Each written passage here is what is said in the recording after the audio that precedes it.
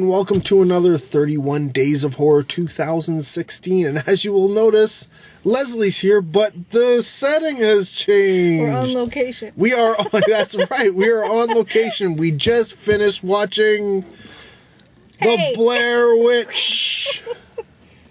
What happened to me? Let's focus on the phone. Oh. Yes, so. This is not good. My lighting is not good now, and it's blinding me. Good job, phone. So, yes, so we just got out of the new Blair Witch, or Blair Witch 2, if you will, because though it's technically Blair Witch 3, but this is a direct sequel to the first film, whereas the second film wasn't, if you followed that at all. Now, I will start off saying that I wasn't a big fan of the Blair Witch, the first Blair Witch.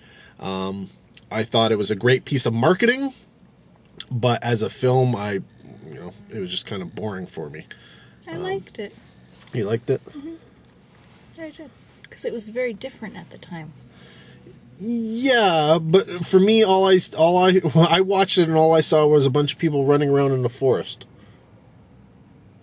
I don't know, I found it scary. It scared me at the time. Yeah. Because I don't camp. No, you don't. So. Yeah, that's a big difference. For me, I was just like, okay, this is scenery I see when I'm out camping. I don't get what's so scary. It's so scary. So this is the new sequel, essentially taking place, I won't say directly after the first film, but some time has passed and it's directly relating to it as the brother of one of the people from the first movie and a group of 3 friends decide to go out back to Burkittsville and go searching for his sister, who in all likelihood wouldn't be alive anyways, but you know what, as you know, you need some kind of closure, essentially. And so they go out and Blair Witch. I can describe this whole movie, okay? All right. This is what happens. This is the whole movie. Tons of screaming and it's okay. It's okay. Yeah. Seriously. The whole movie. Don't forget. As you're going through the forest. Yes. In the dark with a flashlight. Yep. Which was essentially the first film too, right? And in that regard, I think if you were a big fan of the first film and you love the way, all that was kind of say, and you weren't, you haven't been overdone with, the first person shot on video type stuff. This is a good throwback to that first film. It essentially is done. It's modernized, instead of film cameras and all that kind of stuff. They have digital cameras and, little mini ear spy cameras and GPSs and drones and all that kind of stuff. So it is more attuned to a modern audience than the first film would be. But essentially it is a lot of the same stuff. You get the little stick men that shows up again. A lot of loud noises, crashing in the forest and stuff like that, which if you've never been in the dark, out at night in a forest, that's a normal sound. Then I'm never going. That is a normal sound. You have to remember, trees are all around you. Trees are dying. And all it takes is, like, a lot of them are propped up. A lot of them are things. All it takes is a little breeze and they will go, right? That's a regular sound. It's nothing to be scared about. Okay, but in like Dolby surround sound or whatever, like, come on. It's only, honestly, I've only been in one instance where it freaked me out, and that was, I was in a vehicle, okay, windows down, because it's summer, and I'm looking after a location for a film shoot, and you're hearing these noises, and you're like, okay, this is a little kind of creepy. There's not supposed to be anybody out here. I'm supposed to be all alone. And the branch from the tree beside me came right down beside my... I just turned on the vehicle and I was gone. I literally was gone, driving down the road. I was like, forget this. I'm out of here. But yeah, outside of that, it's just a normal thing, right? And so you get a lot of that in this. The difference between this film and the first film for me was the first film, nothing really happens. There's a lot of, we go to sleep at night, noises, you know, I'm really scared into the camera type thing, you know, with your runny nose, yeah. right? Remember that? Yes. And then they get out at during the day and it's like, oh, what has happened? What has happened? What has happened? And nothing really happens until the very end. Like, that's the only real payoff in that film. Whereas in this one, there is a lot more that happens, I wouldn't say throughout the film, but for most of the film. It's not just that. People are you know, taken pretty early on. And you do get to see the witch, which you never got to see in the first film. Even though they made action figures about her. I never understood that. And it does have... Though I think I like the ending to the first film more than I like the ending to this one. Like the very end. Completely don't remember that, so I can't compare it because it was so long ago that I saw it. Well, it was in this film. They had the ending in this film. Wait, no! Yeah, that whole standing in the corner? Oh, yeah. That was the ending of the first film, remember? Well, no, I didn't remember because I so long ago. So, yeah, I like the way the first film ended more than this one did, but I like the climax more in this one. There's actually stuff going on, and it's entertaining. Like it's you know, heart pounding type action where, you know, people are trying to get away and right. And in that sense, yeah, I enjoyed this a little bit more. Yeah, I don't know. It's See, I went into watching this movie thinking that I wasn't going to like it at all, and it's just going to be another one of those stupid movies. Even though I did like the original Blair Witch, right? I thought, why am I wasting time on this? And, okay, here's something else. Kind of not important, but it kind of is. Because when it started, I was freezing cold. Yes, And then, she was. Yeah, I was. And by the end of it, I was like almost hot because I was like, you know what I mean? You had gotten into it. Your heart was... My adrenaline was going, and, yeah. So that was surprising. Yeah. Because I didn't expect that to happen at all. Like, well, I don't want to... You're going to go through your spiel, and I'm just ready to say what I thought already. Go for it. Okay.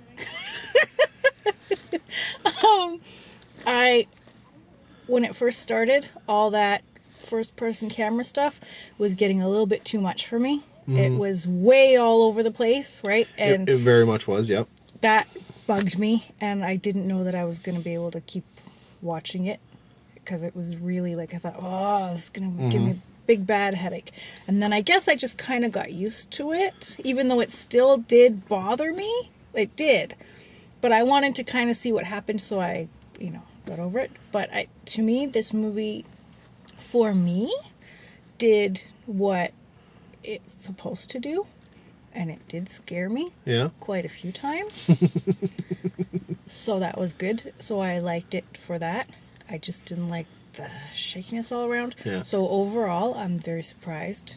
And I liked it. And it was better than anything else we've seen yet. It's the best one so far of the 31 days. Yeah. Yeah, just to get the details out of the way, 4 friends, like I said, are going out to the forest. They're played by James Allen McCune, Kaylee Hernandez, Corbin Reed, and Brandon Scott.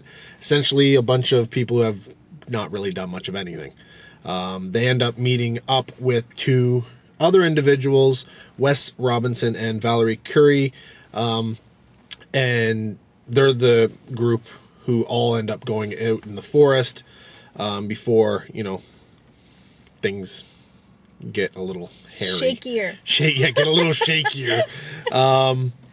The film itself is actually directed by Adam Wingard, who to, I don't know if you recognize the name, but to genre fans, he's done quite a bit, both as a director and an editor. But people will know him from a segment in VHS2 and the ABCs of Death and VHS, which is, I've mentioned him. If you go back to the 31 Days of Horror, I mentioned him previously. He also did You're Next, which I still haven't seen. I think I've seen it. But I think it was A Horrible Way to Die was where I met him from, I think. Or was it Homesick? I can't remember. But either way, he's done a lot of genre films. So it's nice to see him actually get into this, because this is, oddly enough, this kind of a thing in the way it's edited and put together is very much what I would think it would be his forte. It's really something that puts him in his element. And oddly enough, this did have a writer, even though it's a bunch of people running around in a forest. It is written, and it's Simon Barrett, who is also the writer from Your Next and The Guest, which, Adam was the director for. So they are a team, they get together type thing like that. In terms of the, like you said, with the shaky cam, my biggest problem with it was the amount of, and they do it all the time with these type of films, it's the digital distortion that they put between all these edits and all this kind of stuff. And I'm like, you know what, I shoot digital. I shoot on, multiple formats and such like that, right? I don't get that problem. Well, you're a pro. But, all these people out there making these films and stuff, apparently when you run with a camera, boom, oh my God, now it's all digitally distorted, we gotta try right? that now and see if that happens. Well, I've run with a camera, right? Like, so that was my biggest problem. They and I get it. I get why you do it. It makes it easier to edit and go from one scene to the next, and one cut to the next, without just being like this, and then switch to forest, and then switch to back to people talking. It gives you a little bit more interesting. And it gives you obviously an audio thing that you can throw in there, and it allows for scares. It does allow for scares when you have a sort of like a jump cut with a really loud distorted noise, and then there's something there that wasn't supposed to be there, right? I get that. I don't know. I mean, once or twice, sure. I have no problem with that. But every single edit off of every single device is all distorted every time. It's just like, oh, how? Why? What's going on here? This doesn't make any sense. There was some interesting things with the story and in terms of time that came into play. I really wish they would have done more with that. Because it's only really hinted at. And if you don't pay attention, it's almost like it's there and then it's gone, and that moment has passed, and you're just like, oh, what was that? What was that? There's something to that, but then they move on. I was like, I really wish they had done something more about talking about the time and how it's distorted in this film, because it is very distorted in the film. And I'm sure if I watched it, again, that I'd probably find more in the film with regards to that, or I might not. Maybe I caught everything and there wasn't really anything else, but I have a feeling that there's more to it. I'm thinking even in the beginning when they're just heading out kind of thing, there was like little reference here or there, like, how was it so late, or you know what I mean? Yeah, I don't know. I think there's more to it, and I'm hoping that, because I will revisit this film. This is a film that I would probably watch again just to see if I missed anything, because it is so much just constant go lighting. It's essentially a flashlight. It's lit by a flashlight for the most part. And it's people running through a forest type thing. So there is a lot that you can miss if you're not paying attention. It does heavily rely on sound. Sound. If you took the sound off this movie, I think it would probably be garbage. But with it, I mean, the sound design on this film is like, it's loud. Yeah. It is a loud movie. I'm glad, because I kind of, at this point, because it's been out for a while, right? I thought, well, we'll just watch it sometime, once it's out. But I'm glad that we did see it in the theater, because then you got the effect, right? It wouldn't be the same. You're just sitting on the couch, unless you have a really good if you had a home system, theater type thing and everything was properly calibrated, I'm sure you would get the same effect. But if you're just watching it on your regular television, even if you have a 5.1 surround system, you're probably still not going to get the same level. No, I mean, you could feel it. You're sitting there, and you can feel it. Well, yeah, and it is one of those films that I would love to get on Blu-ray, and just sort of get an idea of the soundscape, because when you're watching it for the first time, you're just trying to watch the movie and you're kind of immersed into it. Whereas if you ever review a DVD or a thing, you're actually, when you're doing audio, you're not even paying attention to the movie so much. You're paying attention to the soundscape and where things are coming from, and I'd love to see how much of it is actually used in this. Like, do I get trees rustling behind me, when they're running through stuff, am I getting the initial hit and then am I getting a rustle afterwards, that kind of stuff. That's what I love about sound design. If it's done really, really well, in the case of like something like this, it can be amazing. So I'd really love to just go back to it and see how much attention did they pay towards that sound. But yeah, I enjoyed it more than the first Blair Witch, but I'm probably one of the only people who actually likes the original sequel at all, for one thing. Oh, I didn't like that at all. No. See, I did. I really liked it. The more of these we do, the more I find out. Most people do not like, no, it was so bad. The Blair Witch 2, whatever it was called, something Shadows or something, I don't know, whatever. Book of Shadows, maybe? I don't know. And I bought it, too. But, yeah, I actually, because, Blair Witch 1, I did not really care much for it. So that one came out, I was like, okay, this is more, it's not shot on, freaking handy cam footage, all that kind of stuff. So I enjoyed that more. This one, it's hard to say, because like I said, there is a lot more to it than the first Blair Witch, but it's still that shot on video, a lot of running through the forest, a lot of nothing happening for the most part until something actually does. And yeah, I don't know. If this had been the original Blair Witch, and the Blair Witch, this had come out at the same time, I think I would have liked the Blair Witch, because there was more going to it. But at the same time, it wouldn't have worked with the marketing, because it's clear that this wasn't real. Yeah. Dilemma. What would you rate it?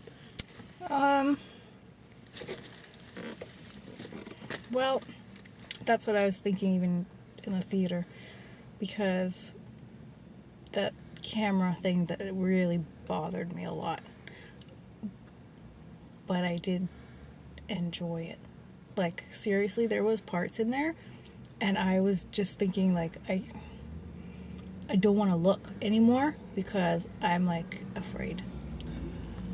But that's good. That's very good. Because that's what I want. Yep. And I keep complaining, this is not scary. Yes, right? Exactly. And so because of that, I think I would I'm kind of thinking 3.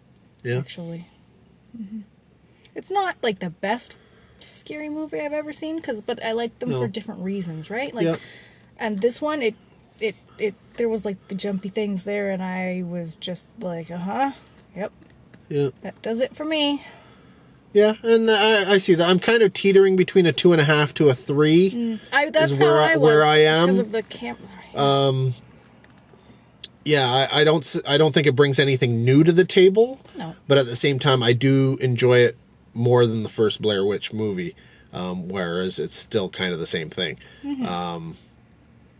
So, yeah. Yeah, no, I'm like I said, teetering between a 2.5 to a 3. It's in that ballpark. Would you recommend people go check this out? if you don't mind the first person thing, and I'm not even talking about like Paranormal Activity, because to me this is way worse. You know what I mean? It's all Paranormal over the Activity place. is very slow, right? And Yeah. it's stationary cameras, whereas this is, if you've seen Blair Witch or Cloverfield or any of those ones where somebody's got a camera and they're running, It's like that's this what it is. most of the time. And so if that stuff bothers you, I'd probably say don't watch it, because that's what it is, right?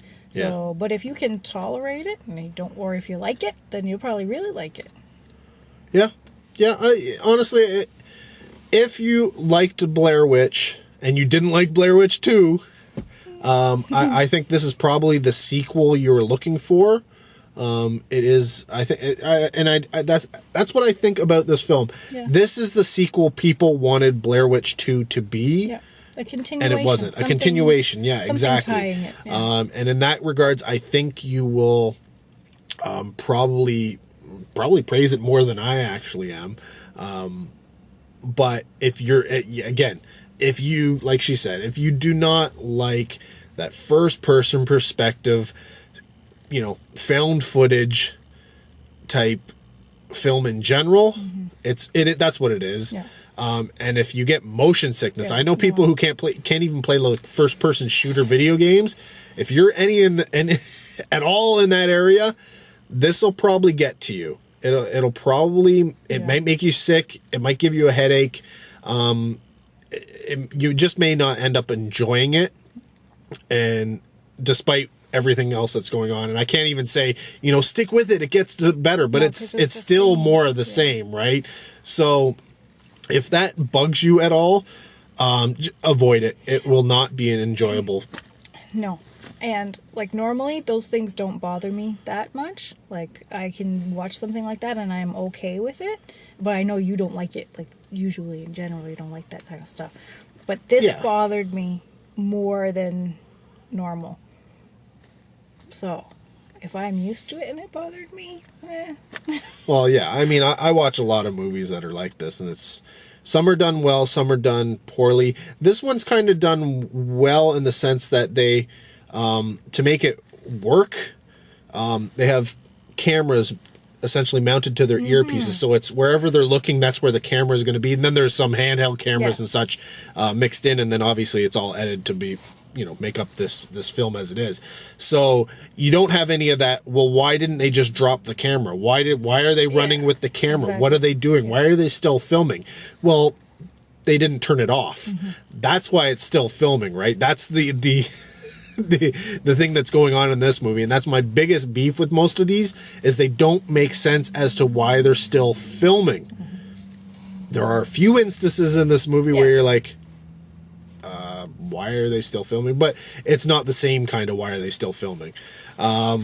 So yeah, take it how it is. We both kind of enjoyed it. She enjoyed it more than I did because she got her scares.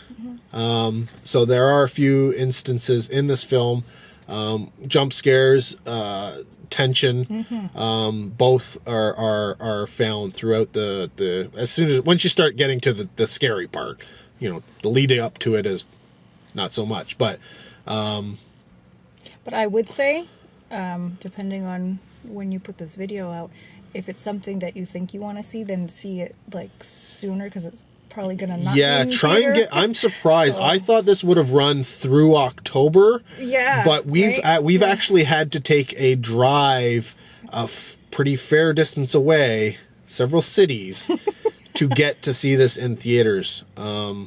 We were going to see it previous weeks, but we never got around to it. And it was one of those things where, you know what, it's still playing here.